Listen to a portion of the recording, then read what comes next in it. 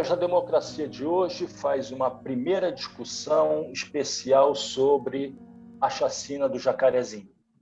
No programa de hoje, nós recebemos como convidados Alexandre Nascimento, professor da FAETEC, doutor em Serviço Social pela Universidade Federal do Rio de Janeiro e integrante da Coalizão Negra por Direitos, e Rodrigo Torquato da Silva, que é advogado, doutor em Educação pela Universidade Federal Fluminense e líder do grupo Alfavela. Alexandre e Rodrigo, sejam muito bem-vindos ao Trilhas da Democracia, é um prazer recebê-los. E eu iniciaria essa nossa discussão, esse nosso diálogo, perguntando a vocês se existe algum elemento novo de determinação na análise sobre a chacina ocorrida na favela do Jacarezinho. Alexandre, gostaria de começar? Oi, posso começar. Então, boa tarde a todas e a todos. Boa tarde, Marcos. Boa tarde, Rodrigo. Boa tarde, Jaiane.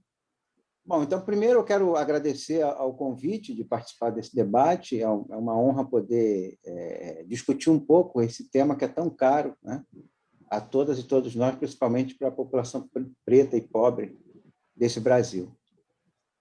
Bom, nós tivemos no último dia 6, né, mais uma operação policial, dessa vez da Polícia Civil, que disse que vinha investigando o aliciamento de menores naquela região e resolveu, né, fazer uma intervenção no dia 6 de maio.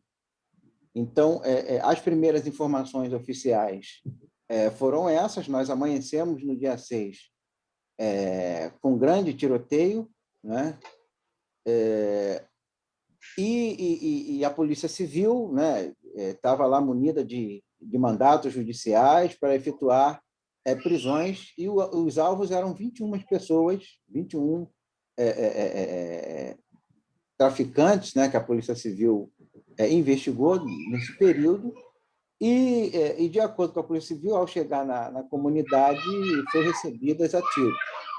E ali, então, começou um confronto que deu, né, que desencadeou e acabou acontecendo, tendo esse resultado de 28 mortes, né, confirmadas, oficiais, sendo uma morte de um policial civil, que parece que foi o primeiro a morrer, segundo a Polícia Civil, que assim que saiu do carro, foi vítima de um tiro que o acertou na cabeça, e aí começou tudo aquilo que a gente viu, né? As execuções e etc. Da parte da comunidade, nós temos assim, alguns conhecimentos, e talvez o Rodrigo tenha mais dados mais específicos, alguns dados vindos da própria comunidade, de militantes da comunidade, que fizeram imagens e denunciaram e tal, que parte pelo menos uma parte foi de execuções mesmo, né? Porque alguns rapazes daqueles já estavam dominados, né? Deveriam ser presos e não foram executados, inclusive dentro de casas de moradores onde eles se escondiam. Uma dessas foi muito chocante, porque a execução se deu no quarto de uma menina de 9 anos, né? E as informações dão conta que ela está traumatizada, ela não quer mais dormir no quarto, não quer mais ficar em casa, e algumas execuções foram feitas dessa forma, dentro de casas de moradores, onde os supostos bandidos, né, que estavam sendo perseguidos pela polícia, se escondiam, né? E muitos deles já não estavam nem mais armados, não empunhavam armas, deveriam ser presos. Então, não há muita novidade nesse sentido numérico, né? São 28 com policial, 27 vítimas que a Polícia Civil diz que são todos bandidos. A OAB, 25 desses, me parece, né, segundo a Polícia Civil, tem antecedentes criminais, mas a OAB contesta isso, né? Algumas dessas passagens inclusive são penas já cumpridas, né? Então está se aí investigando, há uma guerra aí de narrativas, tanto de moradores como da Polícia Civil, de organizações de direitos humanos. Enfim, não é uma novidade do ponto de vista histórico, né? Esse tipo de operação, feita dessa forma, quase sempre tem um desfecho como esse. Nem todas tiveram um desfecho com tantas mortes, essa foi a operação que mais produziu mortes, né, no histórico das operações do Rio de Janeiro, da década de 80 para cá. Claro, isso operações oficiais, porque nós já tivemos pelo menos uma operação, duas operações não oficiais, uma aquela de Vigário Geral, né, que foram 21 pessoas mortas, e uma na Baixada Fluminense em 2005, onde foram quase 30, se não me engano, 29 pessoas foram mortas, mas não era uma operação policial, eram policiais executando pessoas, e da Baixada Fluminense foram em vários municípios, Caxias, Nova Iguaçu, Queimados, se não me engano, Japeri também teve vítimas dessa operação. Eu quero rapidamente levantar aqui alguns pontos sobre isso. Então, essas são as informações iniciais. Eu dei uma olhada agora há pouco no jornal, ver se tinha alguma novidade.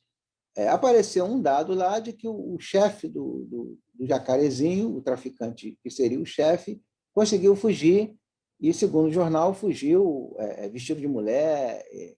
Outra coisa também recorrente nesse tipo de operação policial, esse tipo de fuga de bandidos, né? Agora, tem um elemento importante que alguns pesquisadores, como o professor José Cláudio, da UFRJ, têm batido nessa tecla, que é o fato de que, nessa região do Jacarezinho e regiões adjacentes, a facção criminosa que comanda é o Comando Vermelho.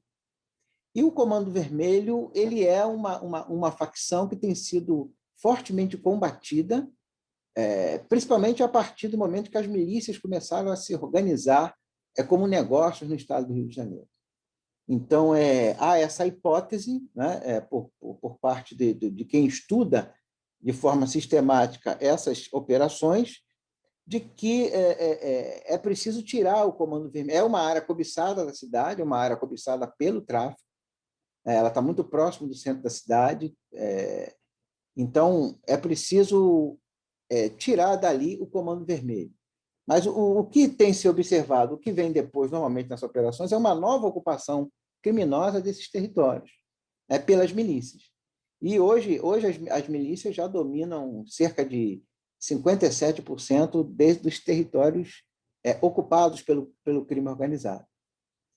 Então, e as milícias estão dentro do Estado, né? Hoje, no Rio de Janeiro, as milícias, o Estado, algumas igrejas neopentecostais, elas compõem polícia, são a mesma coisa, né? Na Baixada Fluminense, isso tem sido recorrente, e a imprensa dá pouca ênfase quando o assunto é Baixada Fluminense, mas nós temos, né, segundo o professor Zé Cláudio, da UF, da Universidade Rural, no complexo do Roseral, em Belford Roxo, nós temos também, tivemos uma operação que fez 20 mortos, né, que também é um território, né, do Comando Vermelho, que é cobiçado pelas milícias do Rio de Janeiro, que tem ocupado muito desse território para estabelecer os seus negócios, inclusive em parceria com uma outra facção do crime organizado no Rio de Janeiro, que é o Terceiro Comando Puro. Então, enquanto o Comando Vermelho, essa relação não existe, né? Não existe essa parceria, é uma guerra estabelecida, com o Comando Terceiro Público há diálogo e há parcerias em determinados territórios. E é por isso o Comando Vermelho ele é visto como um óbice para os negócios, né? Os negócios das milícias, que tem a ver também com o controle eleitoral dos territórios.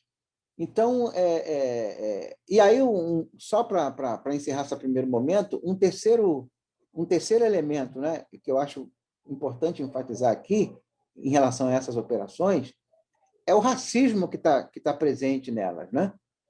Ou seja, eu até atribuo isso não exatamente há um racismo ali direto, embora a gente saiba que 75% das mortes praticadas pelo Estado são de jovens negros. Então, né, essa é uma característica marcante desse tipo de ação.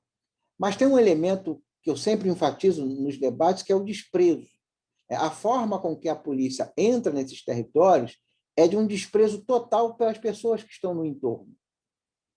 Crianças, mulheres, homens, né? Em horários que pessoas estão saindo para o trabalho, então há uma grande movimentação, e a probabilidade de você fazer vítimas que nada tem a ver com a questão é muito alta, e isso tem acontecido muito.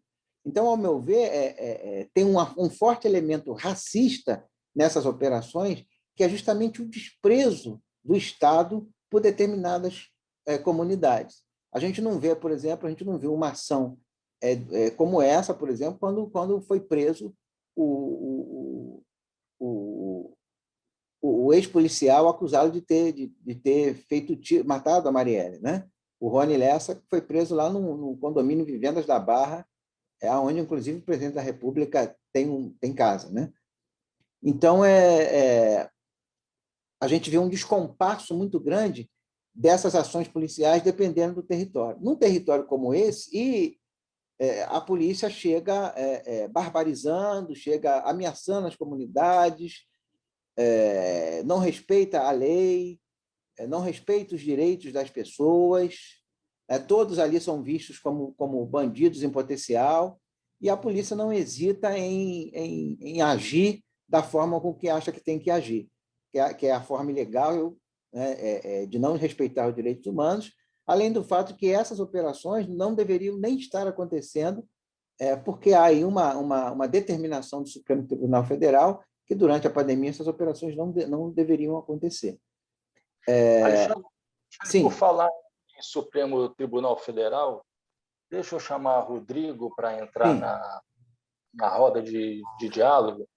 Rodrigo, comenta-se, né, que uma das características novas que envolvem a chacina do Jacarezinho se revela, por exemplo, na crítica que foi feita ao ativismo judicial por parte dos comandantes da operação, né? E, como bem disse Alexandre, e eu considero que esse seja um elemento também novo, a operação não foi uma operação da Polícia Militar, né? Mas foi uma operação da Polícia Civil, que, a princípio, seria uma polícia voltada para a investigação, né?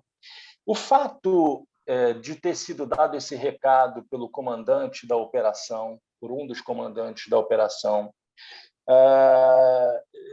ato contínuo, né?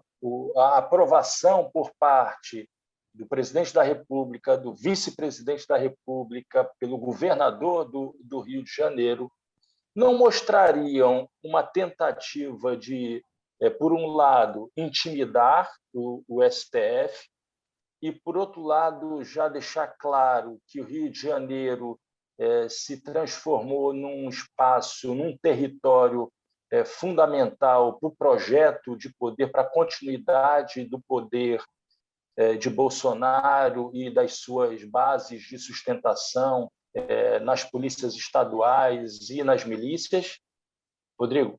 Gostaria, primeiramente, de agradecer ao convite, muito me honra, agradecer também a todas e todos que estarão dialogando com a gente, certamente após a repercussão desse programa. E queria dizer o seguinte, Marcos, você traz dois elementos que faz necessário se debruçar, né? Complementando e dialogando com o que o Alexandre colocou, que são fundamentais para compreender a lógica das execuções que sustenta as operações das polícias em favelas e periferias. Acho que é disso que se trata. E dentro dessa lógica, a gente tem o pilar, que é o que você está tocando sobre a questão da afronta da polícia ao STF, está em jogo aí o pilar do ordenamento jurídico, ou seja, da lógica institucional que supostamente nos garantiria uma civilidade por estar, vamos dizer, regido por um ordenamento jurídico. E, por outro lado, uma operação que se revela de forma bárbara, né, se revela totalmente antagônica ao mínimo de civilização ou de civilidade que se espera de um país que se apresenta como regido por um ordenamento, por uma lógica de justiça e não de vingança. Para isso, Marco, a gente precisa fazer um marco histórico, historicizar, pelo menos nos últimos 200 anos, para compreender como é que funciona essa afronta agora ao STF e, ao mesmo tempo, essa lógica de execução. O que a gente vive hoje é reflexo de um projeto inconcluso. Esse projeto inconcluso do Brasil, para fazer um marco dialogando com o que você me coloca, a gente pode colocar como a primeira Constituição de 1824, não a primeira Constituição no sentido de primeiro ordenamento jurídico. Mas é nessa Constituição de 1824 que começa a se estruturar a lógica que vai desembocar nas execuções de 2021 no Jacarezinho.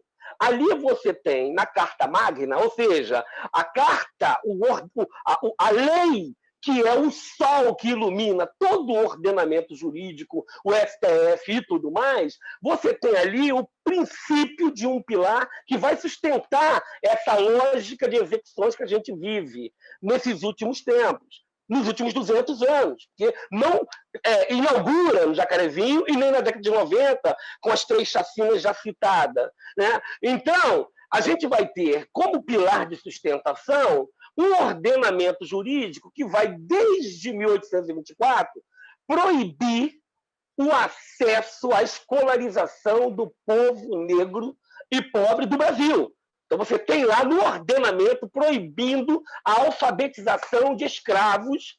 Tá? É o primeiro pilar que vai estruturar esse projeto. O segundo pilar vem um pouco depois, 1850, com a Lei de Terra. E aí forma-se o segundo pilar que vai estruturar essa ação de execução. O segundo pilar, Lei de Terra, proíbe o acesso à terra de quem não puder pagar. E, nesse caso, aqueles que, porventura, como era o caso da população negra, que já estava ocupando a terra e fazendo uso da terra, o que a gente chamaria hoje no direito de uso capião, esses, com esse ordenamento de 1850, também deixaram de ter a posse e o direito, passando então como terra devoluta, entregar ao Estado, para que ele pudesse entregar a quem pudesse pagar, leia-se, colonos estrangeiros brancos. Então você tem aí os 2 pilares que vão sustentar essas chacinas. O pilar que vai envolver a questão racial e um pilar que vai envolver a questão da terra. Esses 2 pilares, de alguma forma, vão estar no cerne disso tudo. No lado da questão da terra, nós temos a questão da terra, vamos chamar de rural, onde você vai ter os desmatamentos da Amazônia, o assassinato dos povos tradicionais, o assassinato dos povos originários. Agora, concomitante a essa disputa pela terra lá, está a disputa pela terra urbana. Então, a favela nada mais é do que uma disputa de território, uma disputa da questão da terra urbana. A terra que gera valor, a terra que gera dinheiro, a terra que gera capital, a terra que gera serviço, a terra que gera arte, é disputada pela lógica que foi instaurada desde 1850, que é a lógica de dominação do latifúndio, seja o latifúndio urbano, seja o latifúndio rural. O que a gente vive é sempre a reverberação desse projeto inconcluso. O projeto tem como base o extermínio, a execução do povo negro e da população pobre. Então, desde que se firmou esse projeto teve como marco, vamos dizer, que ele tenha sido fecundado em 1824, com a Constituição de 24. Ele só foi gerar o seu filho, vamos dizer assim, nessa gestação, com a abolição. A abolição, mantendo esse projeto, esses 2 pilares, mantém a questão da terra e a questão de não permitir o acesso à escolarização, aos conhecimentos científicos, aos povos negros e pobres. Então, a abolição, ela simplesmente, vamos dizer, ela consolida a gestação de 1824. A partir daí, a gente vai ter uma espécie de pêndulo. Ora, a gente vai ter uma Constituição ou um ordenamento que tenta puxar o pêndulo para vamos dizer assim, um espaço mais democrático de debate sobre essas questões, né? E ora a gente puxa o pêndulo para um recrudescimento, para um fechamento do diálogo, para a exacerbação desse extermínio. No entanto, a lógica do extermínio nunca esteve fora. E você veja, quando eu falo que isso é um projeto, Joaquim Nabuco falou isso lá. Quando ele entregou lá o país, na última fala dele, ele disse: a escravidão permanecerá como característica nacional do Brasil. Então, quando a gente vê intelectual, pesquisador dizendo que o Brasil não tem um projeto, o Brasil tem um projeto sendo, vamos dizer, ressignificado e retroalimentado há 200 anos, que é o extermínio do povo negro e o extermínio do povo pobre. Esse extermínio, ele constrói a ideia do bandido como alguém desfigurado das suas outras dimensões humanas. Então, nós, mesmo no capitalismo, nós temos várias dimensões, que poderíamos chamar também de papéis sociais, que nos colocam identidades que faz com que a gente consiga transitar nesse universo multidimensional do nosso próprio ser. Então, a gente é pai, a gente é filho, a gente é estudante, a gente é militante, a gente é religioso. Mas, como esse projeto de extermínio, né, de eliminação de uma população brasileira, que começou há 200 anos atrás, né, precisa desumanizar a multidimensão, a multidimensionalidade que constitui cada um ser social, eles tratam como bandido, como disse lá o vice-presidente, como se fosse uma espécie que não é nem humano, porque não é considerado, não é nessa fala, nessa perspectiva, não é considerado na sua multidimensionalidade e nem ser social. Então, o projeto que a gente tem, por um lado, elegeu a população negra e pobre, né, para ser eliminada do seu projeto de país. O marco desse projeto é a eliminação dessa população. E qual é a metodologia para o exercício desse projeto? E aí a gente chega no Jacarezinho. Qual é a metodologia que opera esse projeto? São predominantemente dois aspectos metodológicos. Um é a mentira. Então, a metodologia que sustenta esse projeto, historicamente, é a mentira. Por isso que no Brasil você tem lei que não pegou. Por isso que no Brasil você tem decisão que não é cumprida. Por isso que você tem 2 pesos e 2 medidas. Compreende? E por isso que você tem uma operação por uma instituição que é a polícia, que era para botar em operação a justiça, e o que a gente vê em operação é a vingança. Né? E uma vingança, né, que é pautada na lógica da execução do projeto de Brasil fundado desde 1824 e reafirmado na abolição. Por outro lado, a gente tem a disputa pela terra, que está lá nesse projeto, a eliminação e a concentração da terra na mão de uma minoria, né? Essa minoria que estava lá fazendo as leis de 1824, estava lá fazendo as leis em 1988, na Constituição de 88, estava lá fazendo as leis em 1934, estava lá fazendo as leis em 1967. Né? Então, essa casta, né, que vem, vamos dizer, hereditariamente, né, com pequenas transformações, mas o seu núcleo duro, a sua espinha dorsal, você pode confirmar pelos sobrenomes. É só você fazer uma pesquisa pelos sobrenomes de quem legisla, de quem julga, tá? E de quem executa. Né? Não execução, nesse caso, eu estou falando de execução executivo, os 3 poderes.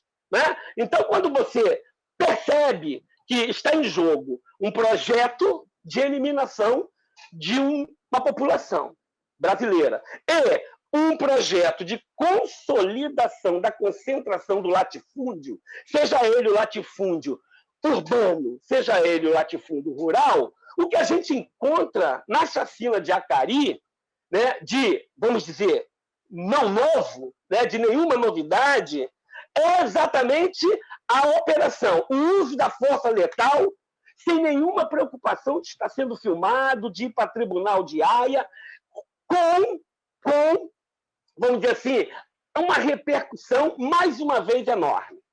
E aí, no cerne disso, você vai ter a chacina de Acari, a chacina de Vigário Geral e a chacina da Candelária, na década de 90, que foi citada pelo Alexandre.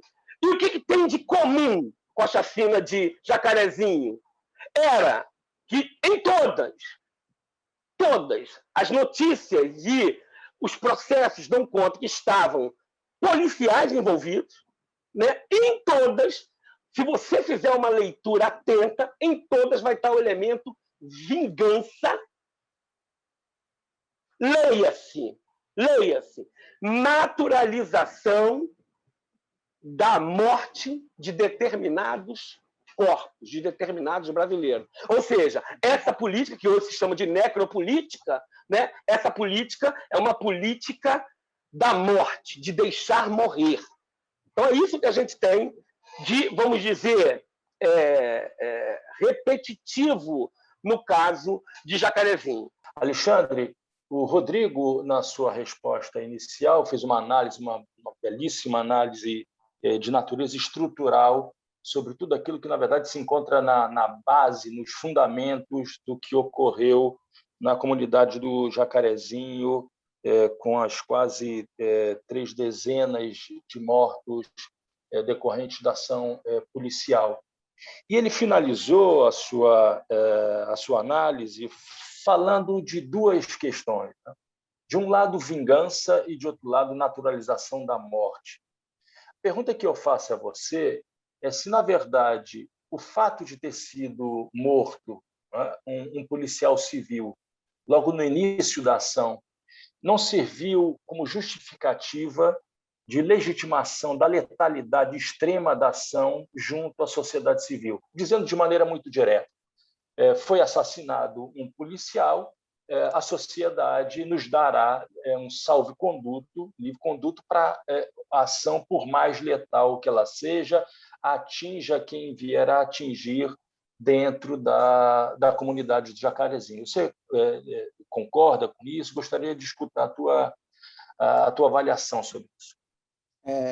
Sim, o próprio delegado, naquela entrevista coletiva, e também o secretário da Polícia Civil, eles fizeram questão de desumanizar os 27 outros corpos, naquele momento eram 25, depois mais as 2 mortes entraram aí, e o único humano, no discurso deles, o único humano que havia sido morto ali era o policial.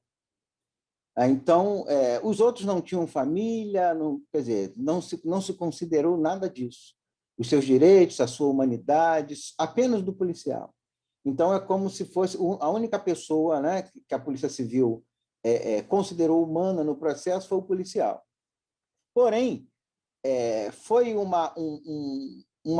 de fato, foi um argumento utilizado, né, um argumento utilizado para justificar a letalidade da ação. Há, inclusive, quem avente a hipótese de que esse policial tenha sido morto por fogo amigo. Né? Há essa hipótese. Evidentemente, não é uma hipótese oficial. Ou seja, né, no popular, dizendo que esse policial foi o boi de piranha poderia ter sido o boi de piranha da operação, que justificasse tudo que veio depois. E isso a gente já assistiu em outros momentos dessa história da letalidade das ações do Estado junto a comunidades pobres e negras. Então, é uma possibilidade, evidentemente, eu não estou afirmando nada aqui, mas há essa coisa que paira no ar. Né? Será que o tráfico seria tão... Né, se aqueles bandidos fariam isso, ia para esse tipo de enfrentamento, e tamanha desvantagem que estavam? É possível também que sim, mas há essa hipótese aí nesse processo. O Rodrigo colocou aqui uma coisa que eu achei muito importante, né, que dá conta da importância da educação e da terra nesse processo histórico, que não foi proporcionado lá atrás, né, em meados do século XIX, que seriam as duas ações afirmativas mais importantes para a gente produzir um processo, né, um outro processo civilizatório, um outro processo democrático, uma outra visão. Mas na base dessa coisa tem o racismo, que hoje a gente está sendo chamado aí de racismo estrutural. O movimento negro já fala isso há um certo tempo, que o racismo na sociedade brasileira ele é estrutural e ele é estruturante. Então, estrutura, inclusive, as instituições, as relações. A Polícia Militar do Rio de Janeiro nasceu assim, né? Com o seu símbolo que exalta, né? As elites da época, né? As elites econômicas, o capital na época. Então, o racismo está na base disso. Tem um elemento interessante, que no caso da história do racismo no Brasil, o racismo no Brasil não chegou a ser oficialmente um racismo segregacionista, de haver ali a separação entre negros e brancos. Então, isso um pouco mistura um pouco, e isso impede um pouco uma compreensão mais adequada do racismo no Brasil, a ponto de você ter, nessas ações, um grande apoio popular, inclusive, né? Às vezes, até de dentro da própria comunidade, você tem o apoio dessas operações. Então, ou seja, há aí uma dificuldade, ao meu ver, do entendimento do racismo como estrutural no processo histórico brasileiro. E o bolsonarismo ele faz, né, uma retomada de forma mais sistemática desse projeto que o Rodrigo, né, delineou bem aqui. Agora, é um projeto das elites brasileiras, mas você tem também, é isso que eu quero enfatizar, também no campo entre as pessoas mais pobres, na sociedade como um todo, apoios importantes sobre isso. Você tem nesse processo, por exemplo, o grande papel de setores neopentecostais, de igrejas neopentecostais nesse processo. Você mesmo disse que é de Cordovil, de uma área hoje que está sendo chamada de Complexo de Israel. 5 ou 6 favelas, que uma das ordens é proibir qualquer tipo de culto afro-brasileiro, qualquer tipo de culto religioso que não seja cristão, né? Então, é um outro problema que uma outra região do Estado está vivendo, e é um controle das milícias, né? de milicianos nesse processo. Então, a letalidade da ação explicada dessa forma, ela causa um grande espanto, porque dali você pode ter essa ação, ela já estava pensada provavelmente para ser dessa forma, né? Então, e isso, inclusive, passa um recado, né, como foi bem dito aqui, passa um recado, inclusive, ao STF, passa um recado, inclusive, às instituições. De alguma forma, você tem um elemento aí, o bolsonarismo passando um recado do que pode vir pela frente, né? O bolsonarismo que tem sido, muitas vezes, desautorizado pelo STF, né, pelos tribunais superiores. Então, e a gente sabe que o maior apoio desse processo ele está na polícia e não nas Forças Armadas. Está na polícia no Brasil todo e não nas Forças Armadas. E o Rio de Janeiro é chave nesse processo, porque é o embrião dessa coisa aqui. Né, por outro lado, você tem as ações, né, tanto as ações da favela como a ação do movimento negro. A coalizão é algo que se constituiu justamente no início do governo Bolsonaro, se constituiu para primeiro fazer uma incidência no Congresso Nacional em torno de projetos que a gente sabe que o bolsonarismo quer modificar, né, como o projeto das cotas, aquele do excludente de ilicitude, aquela nova conceituação do excludente de ilicitude, que, do nosso ponto de vista, amplia essa autorização para matar, né, das forças policiais. Então, a coalizão ela tem se organizado para ir para uma luta, né, tanto no campo das instituições como na sociedade, dessa forma. Amanhã, dia 13 de maio, será o dia 13 de maio de luta, né, no Rio de Janeiro e em várias outras cidades do Brasil, que vai denunciar, entre outras coisas, esse tipo de ação, a letalidade, o extermínio de negros e negras que esse processo tem feito ao longo da história do Brasil e que se acirrou, né, de 2019 para cá, e o Rio de Janeiro é chave nisso. Né? O Rio de Janeiro, o governador Witzel, embora tenha se desentendido com o presidente Bolsonaro, nunca deixou de ser bolsonarista nas suas ações. E isso permanece. E é logo na semana em que o governador Cláudio Castro é confirmado no cargo, né, dias depois, uma ação como essa é desencadeada. Talvez aí já para também dar um recado. Há uma série de elementos, né? Esse elemento dos negócios da milícia, que cobiça aquela região, cobiça alguns territórios em que o Comando Vermelho ainda domina. Tem elementos eleitorais, né? Porque esses territórios acabam promovendo a perpetuação de determinados políticos no poder, e tem esse elemento de poder mais geral no Brasil, né? Esse elemento do bolsonarismo, que tem esse apoio muito grande, né, nas instituições policiais. E, bom, Rodrigo, por hora é isso. Rodrigo, eu não acredito em coincidências, eu imagino que nenhum de nós aqui acredita em coincidências, existem determinações históricas, né? E o fato da chacina ter ocorrido, como bem lembrou Alexandre, na mesma semana, na semana seguinte, ao término da semana da aprovação do impeachment do ex-governador Witzel, né? Da posse já como governador do antigo vice-governador Castro. Também na mesma semana em que ocorre um encontro entre o ex-presidente Lula e o deputado Marcelo Freixo, que é um inimigo histórico, um adversário histórico das milícias, não é? Isso tudo não atestaria ou levantaria hipóteses muito concretas sobre a orientação política bolsonarista da chacina do Jacarezinho? Isso, de alguma forma, está assim, bem evidente. Aí eu acho que entra uma das coisas que seria nova no processo, né? Que é assim, a perda total de pudor ou mesmo de preocupação com a opinião pública, com a mídia ou com a repercussão disso. Né? Nós estamos vivendo um momento político, e isso é novo, em que as milícias, enquanto metodologia de dominação de território, tanto é que o que se discute hoje na questão da Amazônia é essa. É uma tentativa de conseguir recursos para montar um núcleo miliciano na Amazônia. E aí você transferir uma lógica de funcionamento de letalidade urbana para um outro território, aquele binômio que eu falei da questão do latifúndio.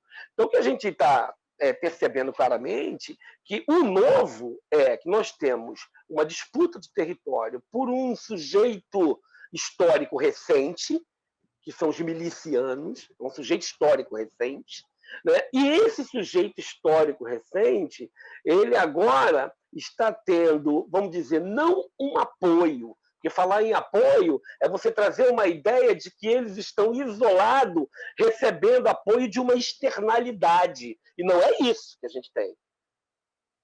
Quando o Alexandre fala, né, que o principal suspeito da morte da vereadora Marielle, né, era vizinho de um condomínio de luxo na Barra do Rio de Janeiro, né, da família Bolsonaro, e que ainda há telefonemas ali que o filho namorou, a filha, isso tudo está divulgado. Isso tudo está divulgado. Quando você tem essas relações não são divulgadas simplesmente por uma falha do controle desse grupo. Não. Essas relações são divulgadas para dar recado e para mostrar que está em curso uma implementação desse projeto que é histórico, que é de extermínio de uma parte da população, a população negra em especial. né? Então, a gente tem aí um elemento novo, um sujeito novo nesse contexto, que a gente não tinha na década de 90 com essa força, que é um entrelaçamento da milícia com as instituições. Esse é um ponto que já vem sendo denunciado há muito tempo, desde a CPI das milícias lá com o Freixo, não é?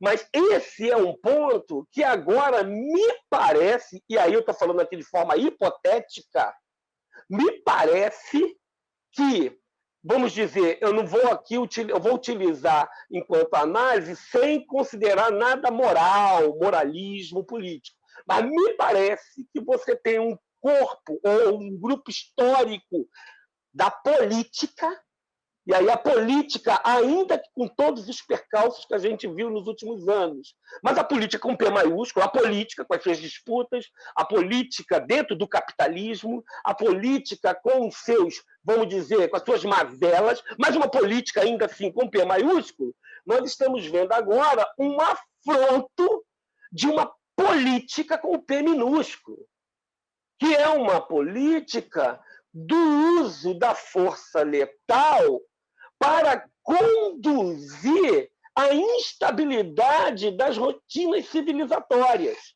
O que seriam rotinas civilizatórias? Né?